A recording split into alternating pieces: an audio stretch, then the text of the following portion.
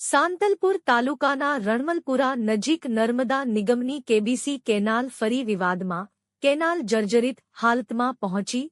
Canal પર મોટા ગાબડા અને ચાલવાના રસ્તા પર ખાડા ઊભા થતા સ્થાનિકો અને મુસાફરો માટે ગંભીર જોખમ. સેફટી દીવાલ અનેક જગ્યાએ તૂટી ગયેલી હાલતમાં જોવા મળી. રાત્રિના સમયે પસાર થવું બની રહ્યું છે અત્યંત જોખમી. મોમાઈ મોરા તરફ જતા પદયાત્રીઓ માટે અકસ્માતની સંભાવના વધી. રોજિંદા અવરજવર કરનારાઓને જીવના જોખમે જ પસાર થવું પડે છે. સ્થાનિકોમાં ભયનો માહોલ. સ્થાનિક ખેડૂતોએ તંત્ર પર ઉદાસીનતાનો આક્ષેપ કર્યો. વારંવાર રજૂઆત છતાં કાર્યવાહી નહીં. કેનાલની હાલત દિવસે દિવસે વધુ બગડી રહી હોવાની ગ્રામજનોની ચિંતા. સ્થાનિકોએ તાત્કાલિક સમારકામની માંગ ઉઠાવી.